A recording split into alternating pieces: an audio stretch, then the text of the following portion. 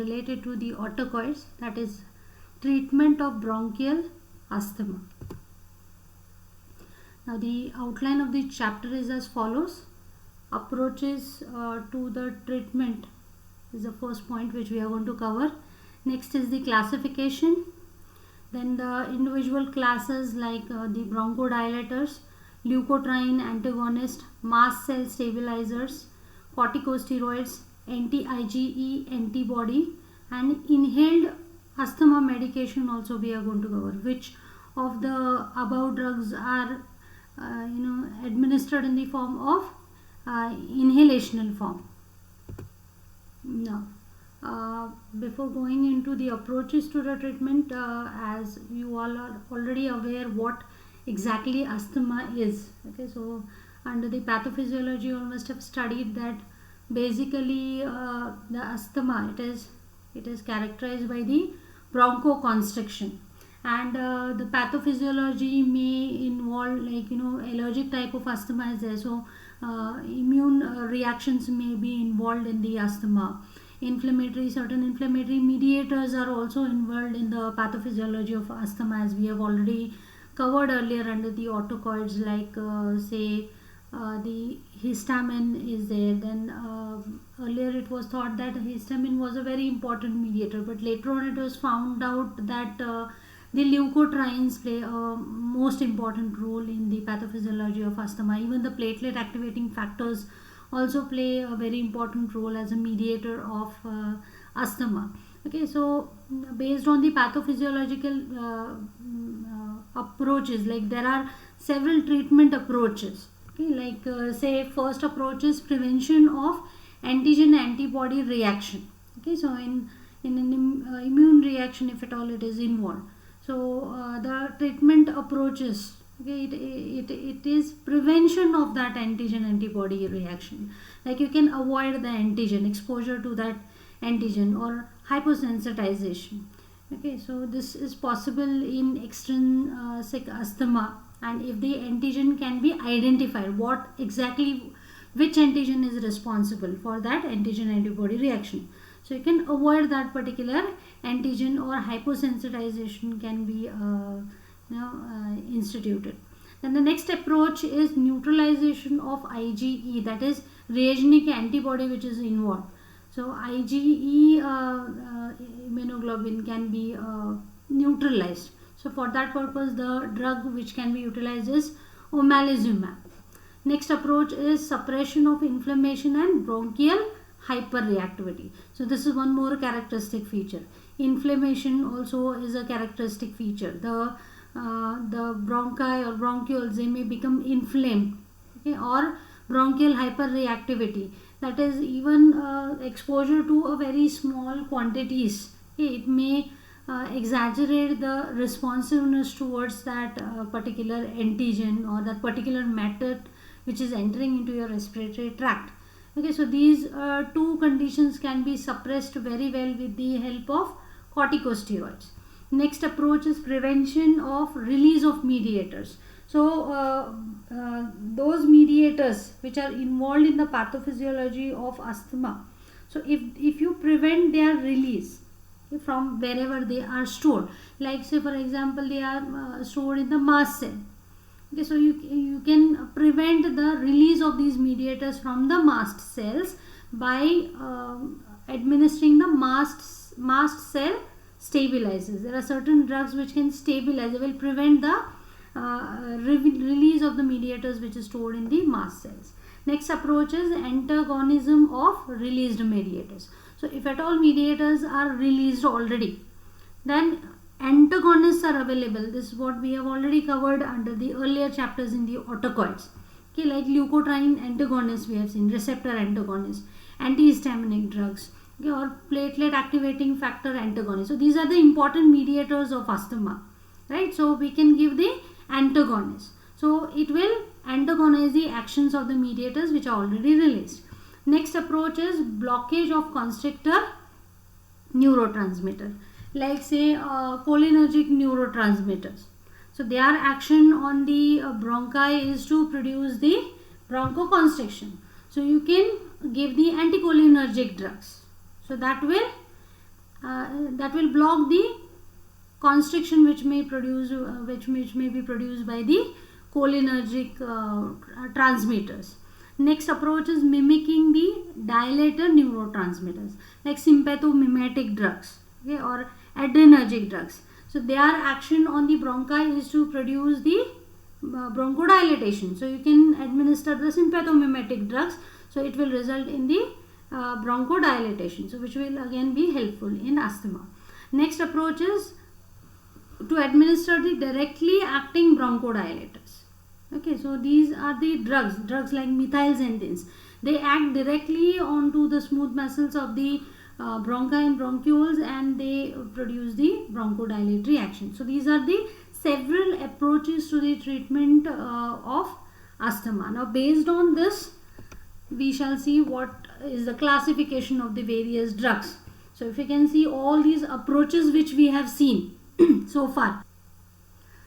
So the first class is the bronchodilators. Okay, so all those drugs which produce bronchodilation, so those are classified over here. So there are three main subclasses. The first subclass is beta 2 sympathomimetics. As we have seen earlier, sympathomimetics is one of the approach.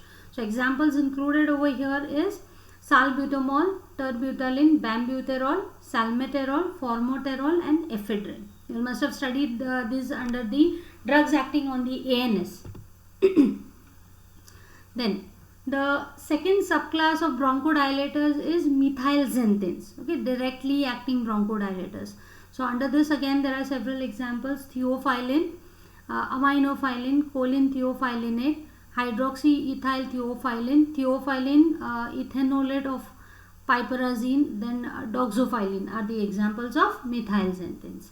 And the third subclass of the bronchodilator class is anticholinergics. Okay, so blockage of the cholinergic transmitters. So that will be produced by anticholinergic drugs.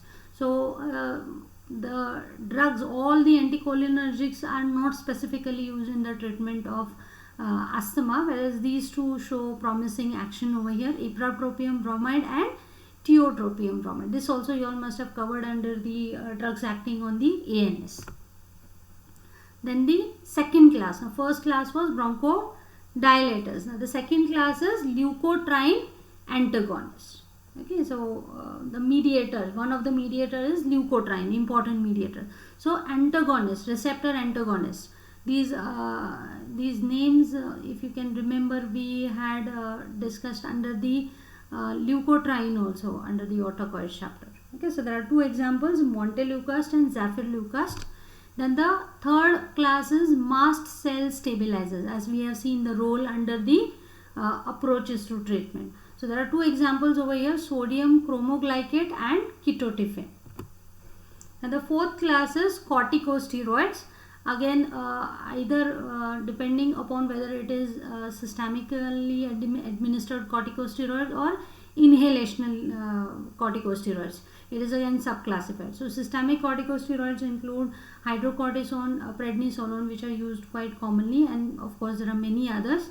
Then the inhalational corticosteroids include beclomethasone dipropionate, budesonide, fluticasone propionate, flunisolide and cyclesonide. Then the fifth class is anti-IgE antibody. Okay, so the reagenic antibody, so that can be antagonized. Okay, so example of drug is omalizumab over here. Okay, so this is to do with the classification. We shall start with the first class, that is bronchodilators. And under bronchodilators, the first class that we shall consider is sympathomimetics, okay, or adrenergic drugs. So adrenergic drugs, they cause the bronchodilation mainly through the beta 2 receptor stimulation. So beta 2 receptors are the subtype of beta receptor. Adrenergic receptors are of two types, alpha and beta. And again beta, there are subtypes of beta receptors, that is beta 1, beta 2 and beta 3. So specifically these beta 2 receptors are located on the bronchi, okay, in the respiratory tract. So adrenergic drugs, they produce bronchodilation through the beta 2 receptors. They will act and stimulate these beta 2 receptors. So these will ultimately result in increase in the CAMP formation in the bronchial smooth muscle cells. So CAMP, as you are already aware of, it results in relaxation of the smooth muscles. Okay, so increased CAMP will result in the smooth muscle relaxation, and that's how it will result in the bronchodilation. Okay, apart from this, in addition to this, increased CAMP in the mast cell and other inflammatory cells decrease the release of the mediators which are stored in the mast cells. So this will additionally act by this particular mechanism by preventing the release of the mediators. Okay, so these are the two mechanisms by which sympathomimetic drugs will produce the bronchodilation. Okay, but the problem with these particular drugs is that this particular receptors, beta 2 receptors, okay, which are located on the inflammatory cells, these are more prone to the desensitization. Okay, so this is the reason why the action of the beneficial action of these beta 2 agonists in asthma is a little bit uncertain. Okay, however, adrenergic drugs, it is the mainstay of the treatment of reversible airway obstruction. But since they are adrenergic drugs, okay, so they will stimulate the adrenergic system or the adrenergic receptors. Okay, they may, you're using the beta 2 selective drugs, but still they may have actions on the other subtypes of the receptors also. Okay, so they should be used cautiously in the patients who are suffering from hypertension or ischemic heart disease patients, okay, or in those who are receiving the digitalis. Otherwise, interactions possibilities are there, or precipitation of the cardiovascular the cardiovascular conditions may get precipitated or aggravated over here. Okay. Otherwise, if you can see, these are the fastest acting bronchodilators when they are inhaled. Okay, when it is given in the inhalational form, these are the fastest acting bronchodilators. That is, they will produce bronchodilation fastest than any other drug. Okay. So usually these selective beta 2 agonists are utilized over here. The reason behind this is they are less cardiotoxic. Okay, so to minimize the cardiac side effects, selective beta 2 agonists are preferred. Okay, other sympathomimetic drugs, okay, like adrenaline or isoprenaline, these are also bronchodilators, but they can precipitate the cardiac side effects. That's why you should prefer the beta 2 selective agonist over here. Okay, so now this is the drug salbutamol. This is also known as albuterol. Now this particular drug is highly selective beta 2 agonist. So that is the reason why cardiac side effects are less prominent with this particular drug. Okay, and this selectivity towards the beta 2 receptor, it further increases if the drug is given in the inhalation form. Okay. This particular drug, it may be given in specialized inhalers are available, so it is dispensed in these specialized inhalers, pressurized metered dose inhalers, so that a specific amount of drug is delivered. Okay, so that it will be inhaled, a proper dose of the drug will be inhaled by that particular patient. So when it is administered in the inhaled form, the bronchodilation is produced within 5 minutes, and this action lasts for 2 to 4 hours. So this is the reason, because of this very quick action, these drugs or this particular drug salbutamol, it is used to abort and terminate the attack of asthma. So if an asthmatic attack has precipitated already, so you can terminate that particular attack of asthma by inhaling this particular drug, but it is not suitable for round the clock prophylaxis. Prevention of the attack it is not suitable for, but it is generally used to abort or terminate an attack which is already precipitated. Okay, then the dose related side effects of this particular drug are muscle tremors. Okay, tremors may be precipitated, or palpitation, restlessness, nervousness, then throat irritation, ankle edema, swelling may take place in the ankles. So these are the side effects with this particular drug. Okay, then another complication is hypokalemia, decrease in the potassium levels. Okay, then if you can consider the pharmacokinetics part of this particular drug, it undergoes pre-systemic metabolism in the gut wall itself. That is, before it reaches the systemic circulation itself, it will get metabolized in the gut wall, that is in your GIT itself. So this is the reason why the bioavailability of this drug is just 50%. Okay. But action by oral route, it may start, it may last for 4 to 6 hours. So this is the duration of action with this particular drug. Okay, then if you can see that there are several side effects produced by this particular drug. Okay, and that is the reason why this oral beta 2 agonist therapy, it is actually reserved for the patients who cannot inhale these particular drug appropriately. Okay, those who can't make proper use of those inhalers, because they are specifically metered dose formulations which are available. So if proper use cannot be done, so in such cases oral salbutamol can be given. Okay, or as an alternative or adjuvant drug in severe asthma, this particular drug can be preferred. Okay, apart from this salbutamol, its enantiomer is also marketed. Okay, because it is a very good beta 2 agonist, and it is more potent bronchodilators with fewer side effects, okay, as compared to the salbutamol. So that is the reason why it is better as compared to the salbutamol. Next drug is terbutaline. Okay, now inhaled, this again has a similar property to that of salbutamol.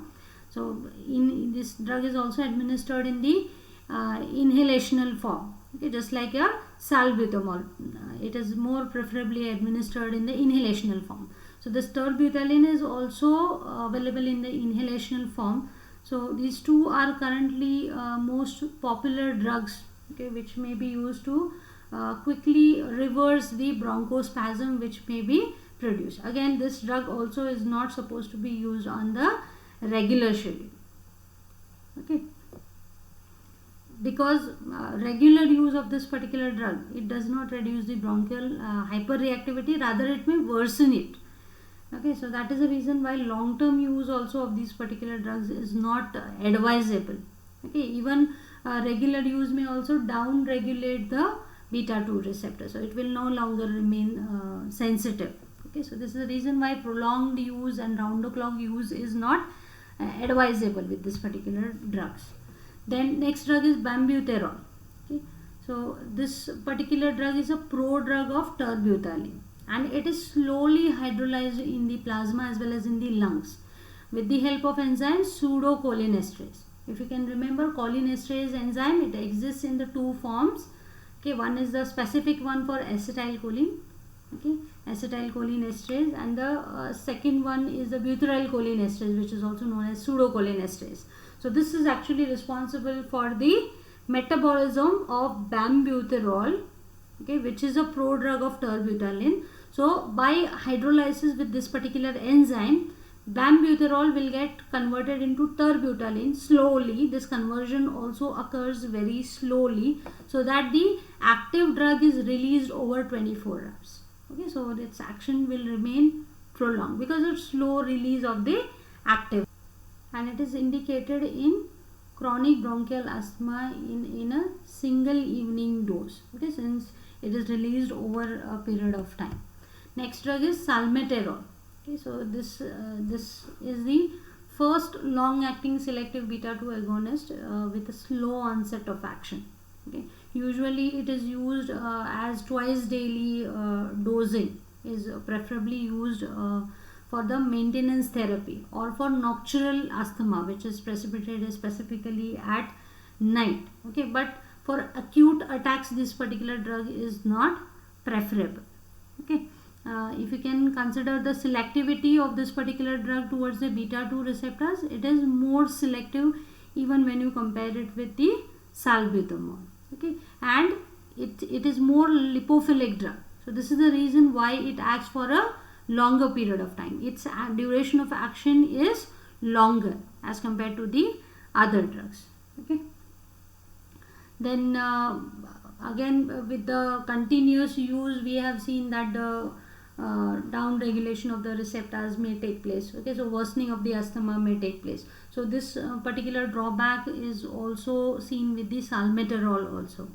Okay, then mortality rate also has been increased upon prolonged use with these particular agents, beta 2 agonists.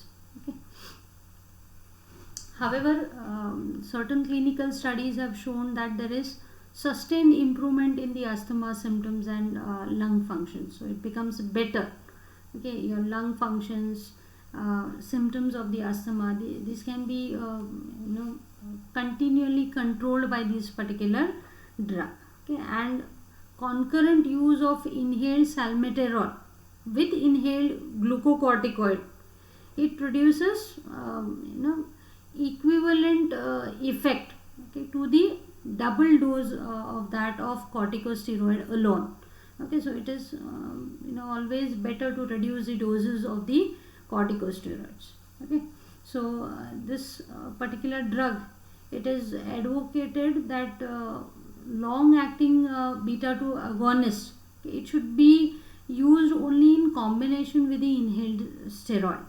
Okay, as such, prolonged use of beta 2 agonist is not advisable. So preferably they are given in the combinations with the glucocorticoids. Okay, and in case of COPD, long acting beta 2 agonists are actually superior to the short acting ones. Okay, so these are preferred, the long acting beta 2 agonists, these are preferred in the COPD, chronic obstructive pulmonary disease. Okay, so they reduce the breathlessness, okay, which is the main feature in this particular condition due to airway blockage. Next drug is formoterol. Now this is again another long acting selective beta 2 agonist, okay, which may act for around about 12 hours after the inhalation. Okay, and in comparison to this salmeterol, which we have already covered earlier, this has faster onset of action. So the action starts quickly as compared to the salmeterol. So this particular drug, it is used on a regular morning evening schedule. Okay, that is twice daily dosing for round the clock bronchodilation. Then ephedrine. This is orally active sympathomimetic drug. Okay, it has it has agonistic property on alpha, then beta 1 and beta 2 receptors. Okay, so this again has slowly developing bronchodilatory action, which may last for 3 to 5 hours. Okay, so mostly if you can see that this drug, it is a constituent of older combination formulations. Okay, so this is used for mild to moderate chronic asthma treatment. Okay, but because of low efficacy and frequent side effects, it is not preferred nowadays. So earlier it was being used quite widely, but it is not preferred nowadays.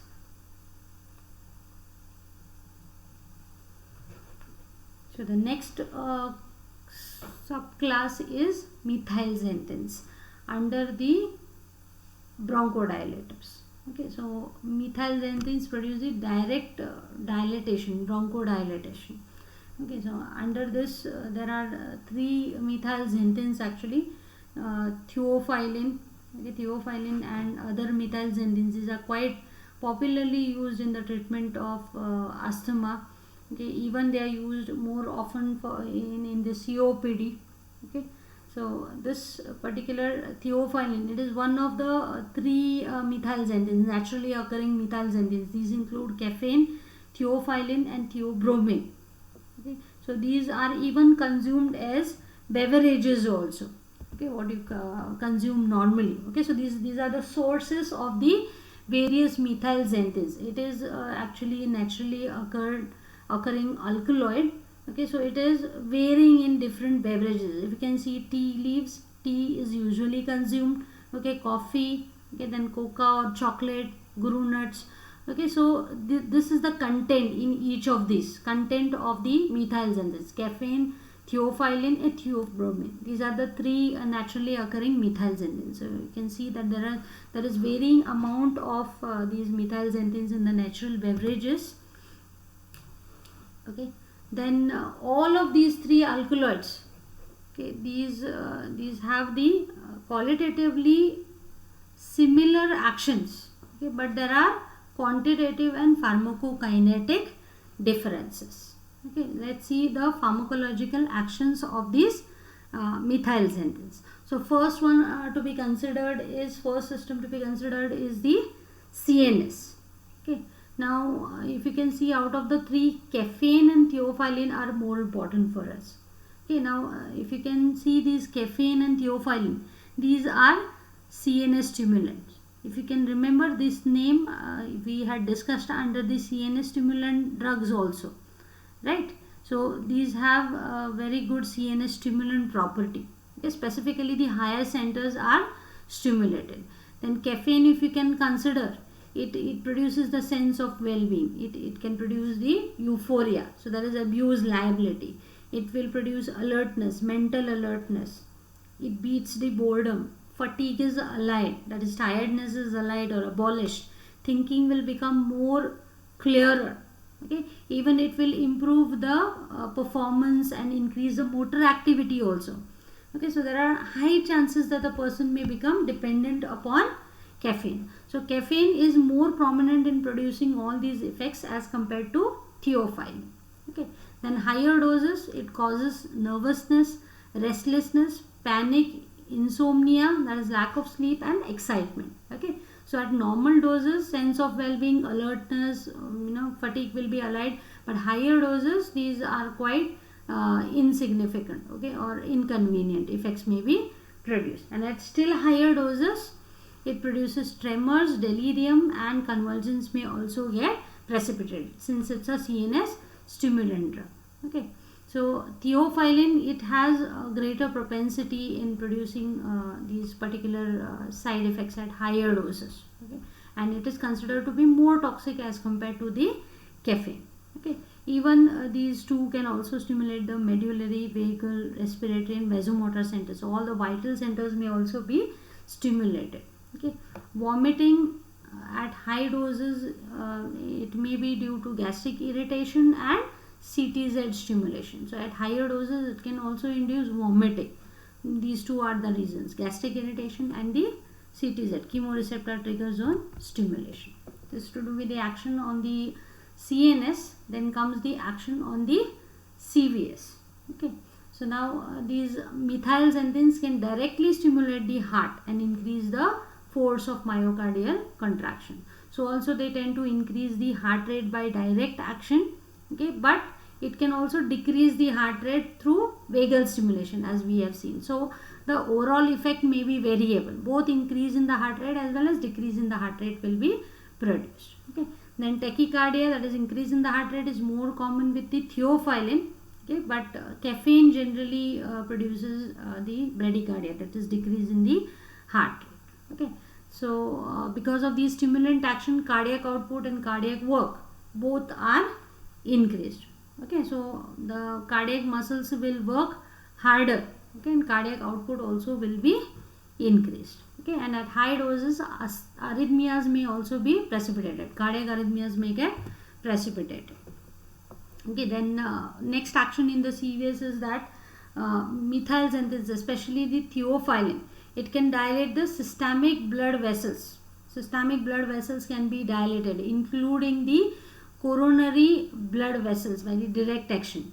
So this is the reason why the peripheral resistance may be reduced. Okay, because of vasodilatation, the heart needs to work less to pump the blood through the dilated blood vessels. So peripheral resistance towards the flow of the blood which is pumped by the heart, that will be reduced.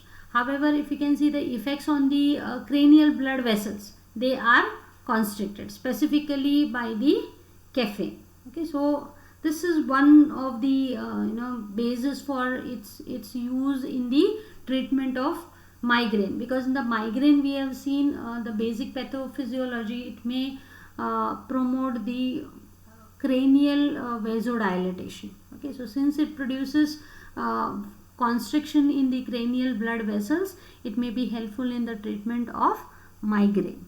Okay. So the effect on BP, it is variable and unpredictable because of different facets of action on the heart and the blood vessels. Okay, so heart is stimulated, blood vessels are dilated. So overall effect on the BP is variable and unpredictable.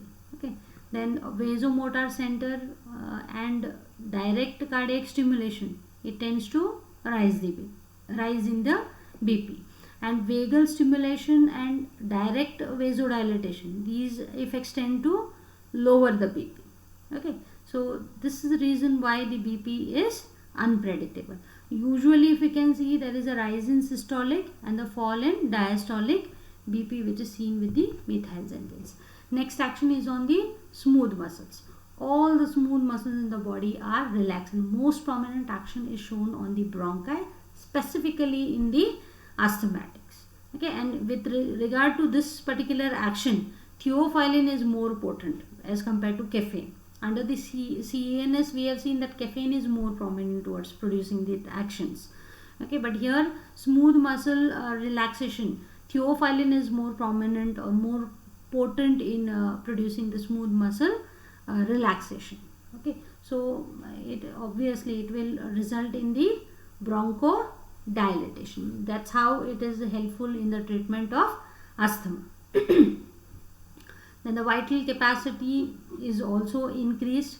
Biliary spasm, so that is also relieved because of the relaxation of the smooth muscles in the biliary tract.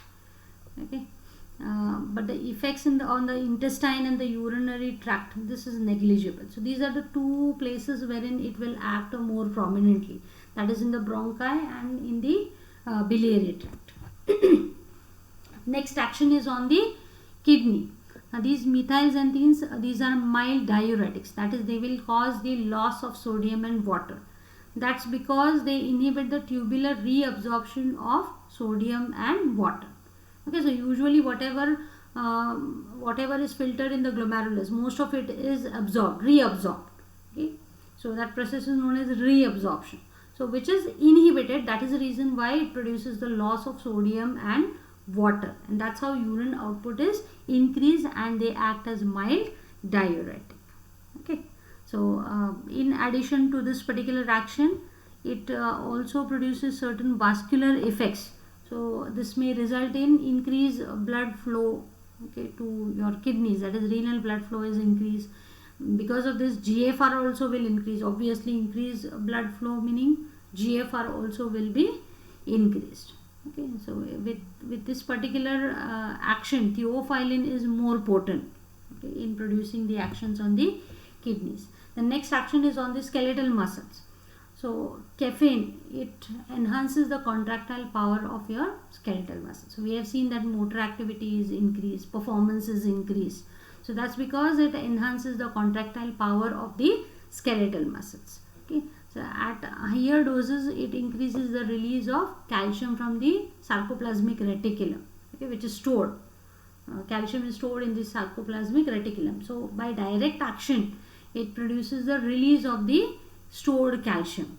Okay, and at lower doses, twitch response, okay, towards the nerve stimulation, this is augmented. So twitching will occur. Okay, that is alternate contractions and relaxations of these the skeletal muscles will take place. Okay, whereas at toxic doses, contraction of the muscles will be produced. At normal doses or at low doses, twitching will be produced, alternative contractions and relaxations, and at toxic doses, contraction will be produced. Okay, now in addition to this direct release of the calcium, caffeine also acts by an additional mechanism, that is it facilitates the neurotransmitter, okay, that is neuromuscular transmission. Okay, by increasing the release of this ACH, we are all aware that at neuromuscular junction, ACH release is the one, okay, which is responsible for the transmission of impulse into muscle contraction. So by increasing the release of ACH, it will enhance the contractility of the skeletal muscles. Okay, Then by central action, it can also relieve the fatigue, that is tiredness. The muscles won't get tired so easily, and the muscular working capacity will be increased. Okay. Apart from that, it can also enhance the diaphragmatic contractility. Your diaphragm contractility also may be enhanced, specifically with this theophylline in the therapeutic concentration range. Okay. So this is the reason why it will show beneficial effect in dyspnea and COPD, where there are breathing difficulties. So by increasing or enhancing the contraction of the diaphragm, which is a muscle of respiration, which is helping in the ventilation. So by enhancing the contraction of the diaphragm, it will be beneficial in these conditions where there may be difficulty in breathing. Next action is on the stomach. Methylxanthines, they enhance the secretion of the acid and pepsin in the stomach. Okay. So they are gastric irritants. They irritate the gastric mucosa, and with this regard, theophylline is more potent in producing this action, gastric irritant, as compared to caffeine. So theophylline is more prominent in producing the increase in the secretion of acid and pepsin as a result of gastric irritation. Seventh action is on the metabolism. Okay, caffeine. Mostly the caffeine, it is more potent as compared to theophylline in increasing the basal metabolic rate. So by increasing the metabolism, it increases the free fatty acid level in the plasma. So that is enhanced. Okay. Also the release of the catecholamines also is enhanced by these particular actions. Okay. So this is to do with the action on the metabolism. Next is on the mast cell and inflammatory cell. The theophylline, it decreases the release of histamine and other mediators also from the mast cell. Okay, and activated inflammatory cell. So this may additionally contribute towards the bronchial asthma, because we have seen that these release of these mediators, histamine, leukotrienes and all, so they play a role in the pathophysiology of asthma. So by decreasing the release of these mediators, again it will be helpful in the controlling the pathophysiology of the bronchial asthma. Now coming to the mechanism of action, there are three basic mechanisms by which these methylxanthines act. The first one is release of calcium from the sarcoplasmic reticulum. So specifically this action takes place in the skeletal muscles and the cardiac muscles. So that is the reason why it enhances the contractile property of the skeletal muscles as well as cardiac muscles. We have seen that performance may be enhanced, and it is also increasing the cardiac contractility, force of contraction. So this is the reason, or this is the mechanism behind that action. Next mechanism of action is inhibition of phosphodiesterase enzyme. Okay. Now this enzyme, what is the significance of this enzyme? So this enzyme basically is involved in the degradation of cyclic nucleotides intracellularly. Okay. So in this pathway, as you can see, the ATP, from ATP CAMP is generated by this enzyme adenylyl cyclase. Further, the CAMP which is generated, it gets metabolized into 5-AMP by this enzyme phosphodiesterase. Similarly, from GTP, by the action of guanylyl cyclase, cGMP is formed. Further, the cGMP is metabolized into 5-GMP by phosphodiesterase. Okay, so this is the enzyme which is responsible for metabolism of these cyclic nucleotides, okay, into inactive components. So we have seen that this particular CAMP specifically increase in the intracellular levels of CAMP, that results in the smooth muscle relaxation, and which is responsible for the bronchodilation. Okay, so how this increase in the CAMP is done? That's by inhibiting its metabolism. Okay, so here you can see that this enzyme phosphodiesterase is inhibited by theophylline or other methylxanthines. So this is the reason why the amount of this CAMP intracellularly is increased, and that is the reason why it results in the relaxation of the smooth muscles. Okay, so specifically bronchodilation will be produced. Apart from that, cardiac stimulation, vasodilatation, so these are the other concerns with the increased levels of the CAMP. The third mechanism of action is by its action on the adenosine receptors. Okay, so it causes the blockage of adenosine receptors. Now what will happen as a result of blockage of these receptors? Now before that, let's see what is the role of adenosine. Okay, so this particular adenosine, it acts as a local mediator in your CNS, CVS and other organs. So here, by acting as a local mediator, it produces actions like contraction of smooth muscles, especially the bronchial smooth muscle. It dilates the cerebral blood vessels, depresses the cardiac pacemakers. Okay, so the impulse generation is decreased, and also inhibits the gastric secretions. Okay, so these are the actions produced by adenosine in the various systems and organs. So now what methylxanthins are doing? They are blocking their adenosine receptors through which this adenosine is producing all these actions. So by blocking these receptors, methylxanthins will produce opposite effects. It will block all these actions. So what it will produce? It will produce smooth muscle relaxation, okay, especially in the bronchi. So that's very important. It will be helpful. Okay, then it will also oppose this action, dilatation of the cerebral blood vessels. So it will produce constriction of the cerebral blood vessels. So that's how it is helpful in the migraine. Okay, then depression of the cardiac pacemakers is also opposed. So it is stimulated. So we have seen that arrhythmias may be precipitated. So this could be the reason.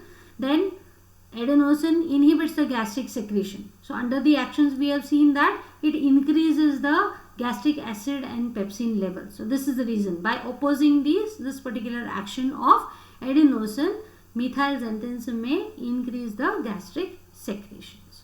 So these are the three mechanisms, okay, by which it produces various actions. Okay, so now usually this action number A, that is release of the calcium from the sarcoplasmic reticulum. So this is seen only at higher concentrations.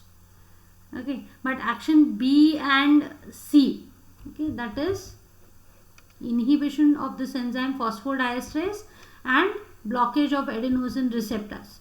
So these are usually seen in the therapeutic range. So these are actually responsible for the bronchodilation. Okay, then the raised CAMP levels in the inflammatory cells, these may also reduce the release of the mediators. So this may again add to its therapeutic action. Okay, so release of the various mediators also may be reduced. Okay, then again as I have already discussed, adenosine receptor antagonism, this is responsible for the cardiac arrhythmias and seizures which may be seen in the toxicity of the theophylline. Okay, so this is the reason for precipitation of the toxicity.